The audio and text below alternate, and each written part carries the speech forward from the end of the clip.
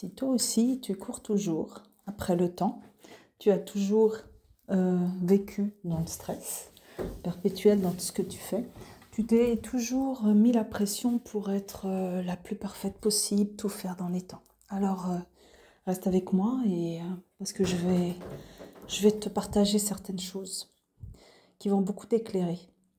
Oui, oui, oui. Parce que moi aussi, pendant des années, j'ai vécu dans le stress. J'ai couru, toujours à courir après le temps. J'avais jamais suffisamment de temps pour faire tout ce que j'avais à faire. Par contre, alors j'étais, c'est sûr, une fille idéale, l'aînée, qui gérait tout, qui savait accompagner, aider sa mère dans les tâches diverses, dans les tâches ménagères, qui était toujours présente et aux côtés de son père pour le bricolage, le jardinage, les travaux, petits ou grands,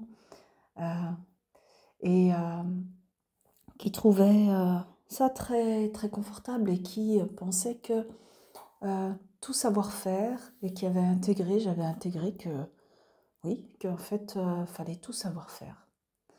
Et que la gentille petite fille, hein, c'est-à-dire idéale, parfaite, qui fait des études, qui sait gérer la maison, qui sait bricoler, qui sait faire l'administratif, qui peut tout faire, qui sait tout faire, ou presque, elle croyait savoir tout faire.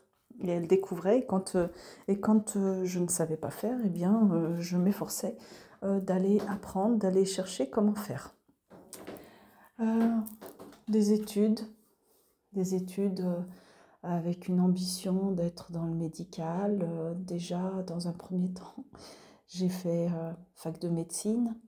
Alors, j'étais une élève très studieuse. Toute ma scolarité, je pouvais faire des nuits blanches pour des apprentissages. Et j'avais cette ambition, d'être médecin. Pourquoi? Je ne sais pas. Je pense que c'était l'admiration de notre médecin de famille. Et eh bien, j'ai fait pareil en médecine. À pas dormir, à mal m'alimenter, à vraiment me maltraiter.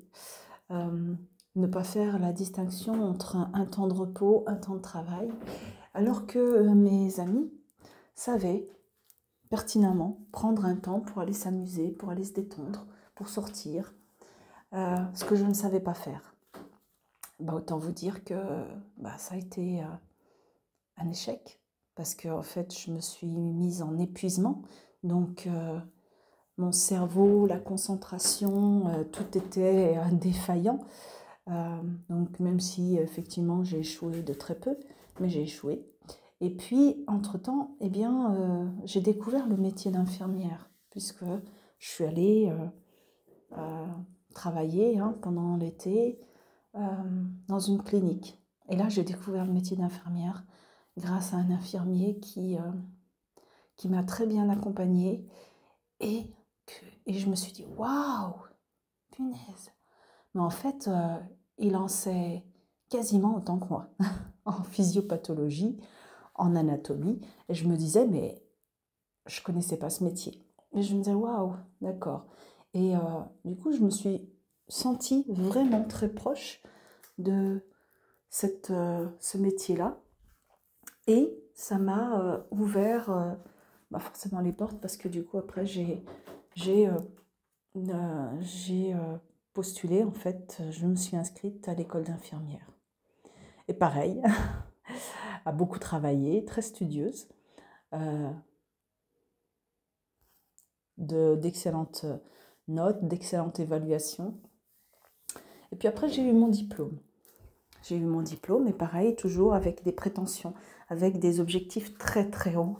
D'accord? Donc mes objectifs, c'était d'accéder à des services de pointe. Donc forcément, j'ai travaillé dans les urgences. J'ai travaillé dans les urgences SAMU, je travaillais en réanimation, dans des services pointus, où j'aimais ce que je faisais, et où je kiffais profondément ce que je faisais. Alors, toujours à dire oui pour tout, toujours à être disponible pour tout le monde. Et puis, d'ailleurs, on me l'avait souvent fait remarquer, toujours le sourire. Toujours le sourire, toujours à... Et je courais toujours, toujours dans l'état de stress. Ah, c'est sûr, je répondais à toutes les demandes. Alors, voilà.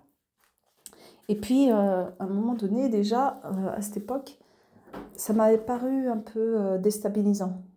Donc, j'avais dit d'ailleurs à ma cadre que voilà, j'avais l'impression de travailler à la chaîne. À la fin de ma journée, j'étais comme une pile électrique et l'impression d'avoir fait que de faire des actes. Effectivement, j'avais la capacité de parler et de discuter avec mes patients tout en agissant, tout en travaillant, tout en faisant les choses. Alors c'est sûr, j'ai développé cette capacité et c'est super et j'en suis très reconnaissante à mon être de m'avoir développé ces capacités. Et là, pareil, en fait, effectivement, elle me l'a fait remarquer que en fait, forcément, j'étais celle qui disait oui et forcément qu'on venait voir parce qu'on savait qu'on allait avoir un oui et pas un non et que en fait, j'allais toujours me dépasser. Et là, j'étais dans un stress maximum. Je me rappelle, à l'époque, j'étais infirmière aux urgences. Mon fils était tout petit et vous savez, les enfants sont des véritables éponges. Et en fait, eh bien, je passais nuit blanche.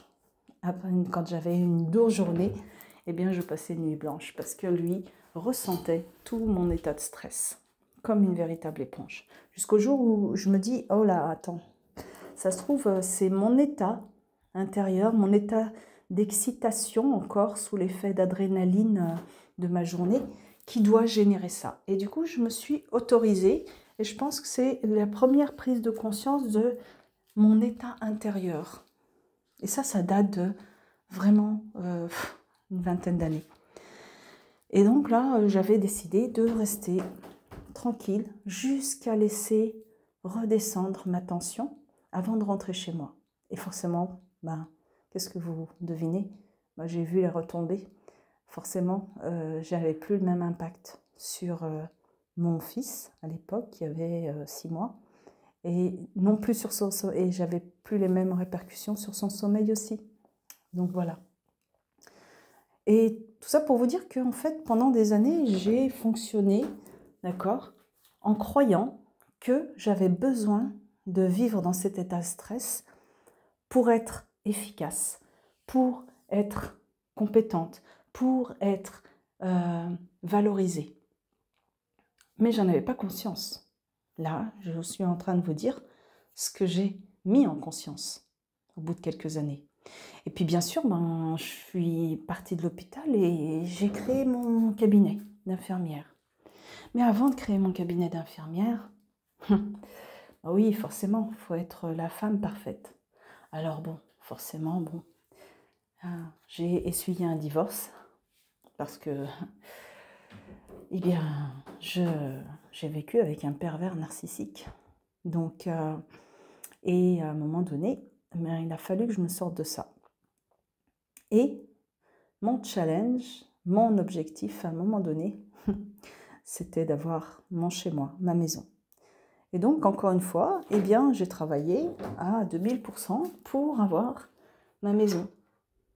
Faire construire ma maison, choisir où je voulais aller, et puis la construire, et puis suivre les travaux de ma maison. Autant vous dire que je ne connaissais rien du tout. Mais encore une fois, cette partie de moi qui voulait toujours prouver quelque chose, eh bien oui, elle a prouvé qu'elle était capable, tout en étant seule avec son fils, de financer, de construire une maison.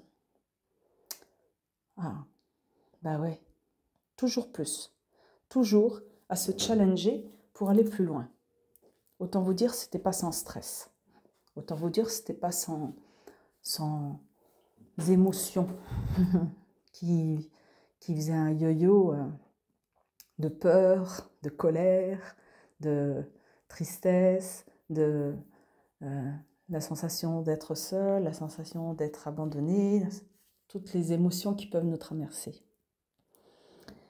Mais à la fois, non, je ne dois pas lâcher parce que j'ai mon fils et que je dois prouver encore que je suis capable d'être une mère responsable qui peut tout gérer. Et oui, et ça encore, eh bien oui, c'était encore un conditionnement, c'était encore un code qui était inscrit en moi, parce qu'il faut toujours être parfaite, il faut toujours tout savoir gérer. Et oui, après oui, il faut aller encore, j'ai poussé encore l'objectif encore plus loin. Pour aller encore plus loin, eh bien, j'ai été infirmière pompier. Ah bah oui, faut quand même être au service des autres et faire quelque chose. Donc en fait, j'étais toujours à faire des choses, à démultiplier mes actions, à démultiplier mes activités. Comme pour prouver, comme pour me prouver quelque chose et prouver aux autres quelque chose. Et pareil, eh bien, j'ai créé mon cabinet d'infirmière de zéro. Partie de zéro. Et forcément, bien, j'ai progressé, j'ai évolué, j'ai fait développer ce cabinet.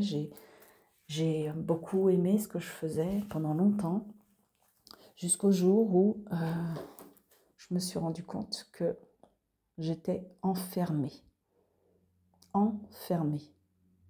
Que je m'étais enfermée dans quelque chose que je croyais me libérer, je me suis enfermée. Tout ça pour vous dire que jusqu'à il y a quelques années en arrière, j'ai continué à vivre dans ce stress, à courir pour être à l'heure, à courir après le temps, à courir, c'est-à-dire à partir dans un sacrifice, me sacrifier pour les autres. C'est-à-dire que rien n'était plus important que mon travail, rien n'était plus important que mes patients, rien n'était plus important que mon cabinet.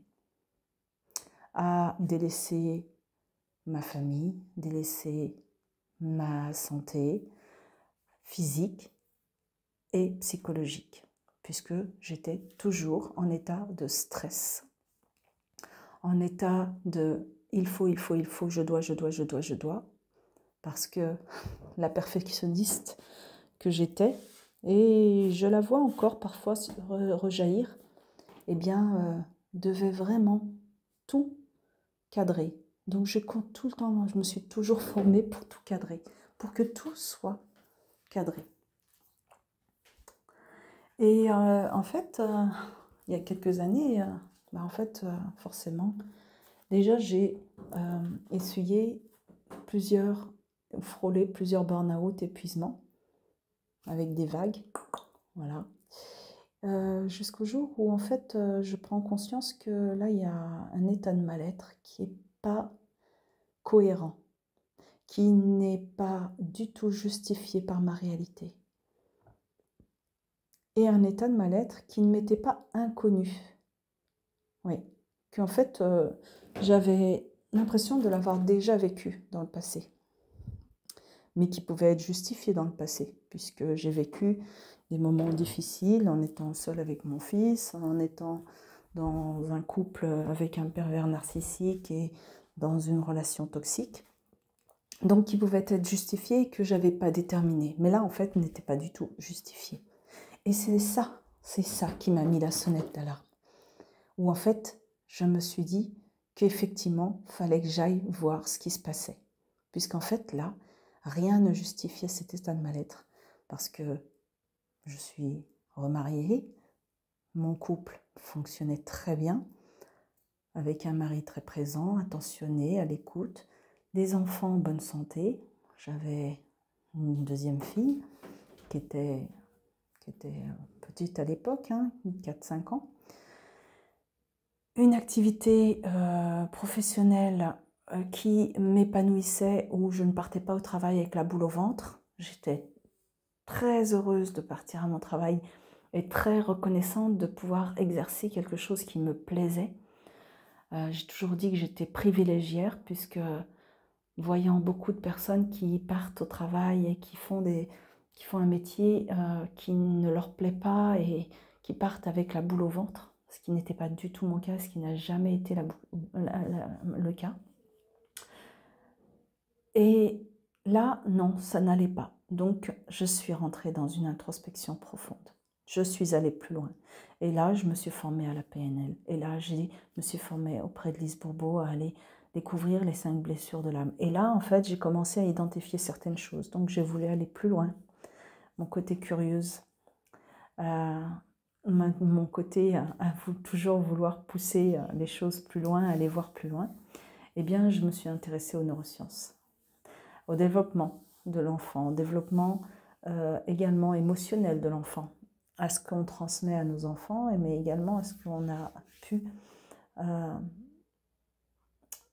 intégrer, hériter de nos parents. Et forcément, j'ai voulu aller toujours plus loin en étudiant la physique quantique. Toute cette introspection m'a permis de constater et de comprendre qu'en fait, j'étais comme un robot téléguidé depuis très très très longtemps par un programme qui venait me dire que en fait, que pour mériter, eh bien, fallait travailler dur, que pour mériter la reconnaissance de l'autre, fallait se sacrifier, que pour mériter l'amour de l'autre, fallait se sacrifier, que je n'étais pas importante et que l'autre est plus important que tout. Que en fait, je suis au service d'eux. Et là, j'ai compris ce qui se passait, effectivement.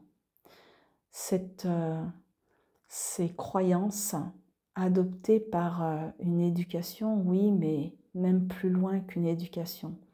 C'est des croyances héritées de ma lignée, des croyances héritées de ma lignée de femmes, héritées de mes parents. Eh bien, en fait, j'ai commencé à aller plus loin. Et puis, pendant des années, j'ai fait comme vous, hein, des thérapies diverses. J'ai expérimenté. Je vous dis encore, j'étais très curieuse. Donc, j'ai pratiqué différentes thérapies.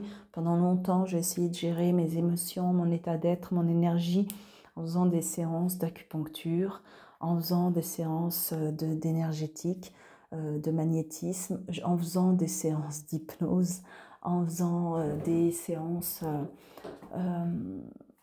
même de la psychothérapie. Et en fait, rien n'était durable. Tout restait ponctuel et éphémère, jusqu'au jour où, en fait, je rencontre de manière, mais comme le hasard n'existe pas, sur ma route, Frédéric Vincent, en découvrant ses YouTube, complètement par hasard, alors que je n'étais pas du tout aux réseaux sociaux, encore moins YouTube, etc. Mais voilà, il s'est trouvé que pendant ma formation PNL, eh bien, j'étais dans un centre qui formait à une thérapie particulière, que je ne citerai pas là, puisque je l'ai pratiquée, enfin que je l'ai expérimentée, et que je trouvais que pour moi, c'était trop difficile. Quand on déprogrammait, quand on reprogrammait son système, on tombait dans un état de dépression, un état de mal-être très profond. Et déjà à l'époque, j'avais la certitude, et je me vois au milieu de ce centre, me dire que si je devais me former à une thérapie quelconque, que en fait je me formerais à une thérapie qui est indolore, qui est rapide, qui est puissante et définitive.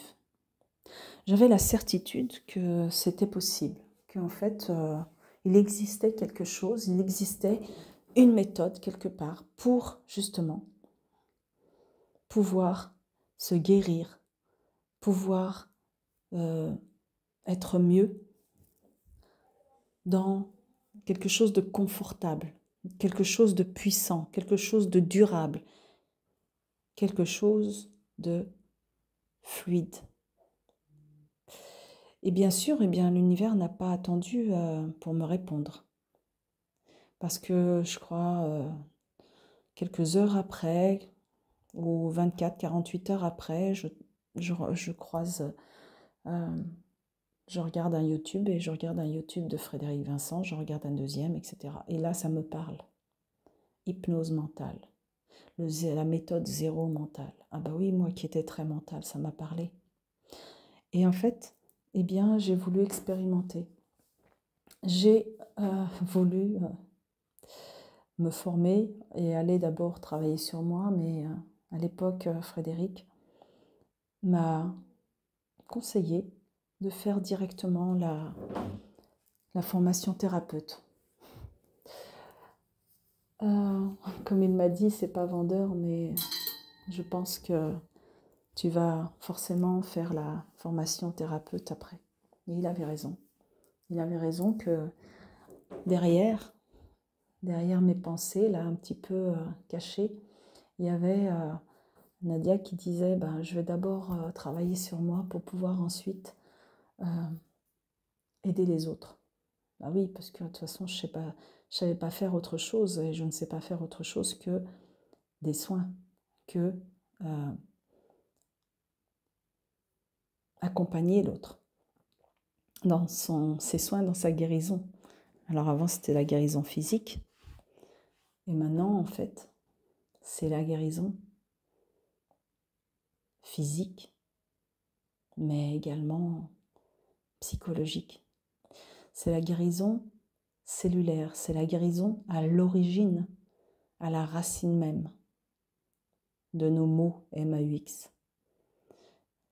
Donc j'ai commencé, puisque de toute façon il m'a dit qu'en fait j'allais passer au rouleau compresseur, de toute façon pour pouvoir être accompagnante et pratiquer la méthode et accompagner mes clients. Et effectivement, je suis passée sous le rouleau compresseur. Effectivement, en fait, on ne peut pas être praticien en zéro mental si soi-même on n'a pas déjà déblayé et si soi-même on est encore sous cette hypnose mentale qui nous empêche d'être dans la clarté pour accompagner l'autre, dans la neutralité pour accompagner l'autre. Et là, ça a été juste magique. C'est ce qui a tout changé dans ma vie, tout transformé. Donc forcément, je suis allée toujours plus loin en développant, en m'intéressant encore plus à la neurosciences, en m'intéressant encore plus à la physique quantique, effectivement, et à l'énergétique. Et je me suis formée également à l'énergétique.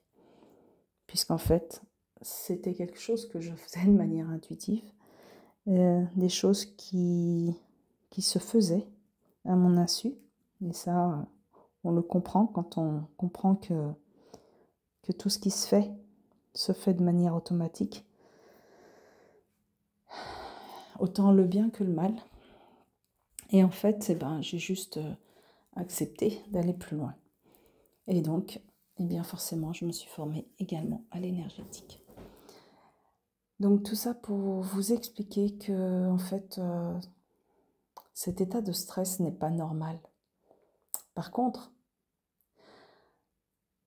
il y a possibilité de s'en sortir, il y a possibilité de transformer ce stress en sérénité, de transformer les peurs en booster, en challenge, en quelque chose de profondément puissant qui nous porte. Donc, c'est pour ça que, voilà, quelques années déjà, que je me suis engagée dans cet accompagnement de femmes qui sont elles aussi des femmes fortes, des femmes ambitieuses, entrepreneuses, qui ont des projets à envergure, qui ont toujours 10 000 idées, 10 000 pensées à la minute, 10 000 objectifs et projets. D'accompagner ces femmes justement à avoir plus de clarté, plus de sérénité dans leur quotidien, Mais non seulement plus de clarté et de, et de sérénité, mais c'est surtout de reconnecter avec leurs émotions, avec leur corps, dont on se coupe, dont on est coupé quand le cerveau est en mode survie. Effectivement, on se coupe de notre corps pour pouvoir toujours se dépasser plus. On se coupe de nos émotions pour pouvoir aussi se dépasser. Et c'est le mode survie. C'est pour ça que on peut aller plus loin, toujours plus loin. C'est pour ça aussi qu'elles sont sujettes à plus facilement de l'épuisement, plus facilement au burn-out et plus facilement à un état de fatigue, à un état de doute, à un état d'hypnose mentale qui vient leur dire qu'elles doivent toujours être parfaites, qu'elles doivent être fortes, qu'elles doivent tout savoir gérer, tout savoir faire. Et ça n'est rien d'autre que le stigmate de la blessure d'injustice. Quelque chose qu'on a intégré enfant. Peut-être qu'on l'a entendu clairement ou peut-être qu'on a juste perçu que ça nous a été dit par notre mère, comme quoi on devait tout savoir faire, tout gérer, qu'on devait être la femme parfaite pour justement être aimée, être acceptée, être reconnue. Et qu'on n'a pas le droit de montrer de la faiblesse, on n'a pas le droit de montrer de la vulnérabilité, on n'a pas le droit non plus de faire confiance, ou même d'avoir confiance en l'autre. Parce que l'autre nous trahit toujours. Et l'autre, c'est qui ? C'est l'homme. C'est l'homme, c'est des personnes qui peuvent être jalouses, qui peuvent être envieuses. Et tout ça, encore une fois, c'est un conditionnement de ce qu'on nous a intégré. Toutes les croyances qu'on a entendues et qu'on a intégrées comme vraies. Eh bien non. Eh bien non. Moi, je vous dis que non. Et non. Ça n'est pas nous. Ça n'est que un programme. Et que c'est parce que c'est un programme, et parce que ce sont des croyances, et parce que notre cerveau est malléable, et parce qu'il y a une neuroplasticité qui a été démontrée par les neurosciences, qu'en fait on peut tout changer. On peut reconstruire nos systèmes neuronaux avec de nouvelles croyances sur nous, sur les autres, et sur le monde, sur la réalité. Et c'est possible. Mais bien sûr, il faut faire le choix d'y aller. Parce que c'est pas sans peine. Parce que forcément, ça impose d'aller regarder, d'aller se regarder, d'aller mettre le nez dedans, d'aller se rapprocher de ses émotions, d'aller se rapprocher de ses peurs, d'aller se rapprocher de sa colère, d'aller se rapprocher de sa tristesse, pour pouvoir aller regarder, aller trouver derrière la joie, le plaisir, la sérénité, le droit d'exister. Et le droit de mériter d'exister, de mériter d'être vu, de mériter d'être aimé. Et tout ça, en fait, eh bien, ça ne peut pas se faire si on ne va pas dissoudre les croyances racines de qui je crois être et de ce que je crois être la réalité. Et qui je crois être et ce que je crois être la réalité n'est rien d'autre que les stigmates de mes blessures émotionnelles de l'enfance. Ce que la petite fille a perçu, a cru comprendre ou cru entendre de ce que papa, maman attendaient d'elle. Donc forcément, eh bien, elle a cru percevoir que pour être aimée par maman, eh bien, il fallait être parfaite. fallait tout savoir gérer, tout savoir faire. Que pour être aimé par papa,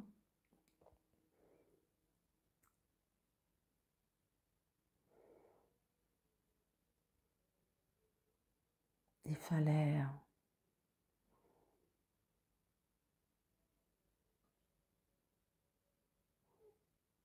être au service d'eux.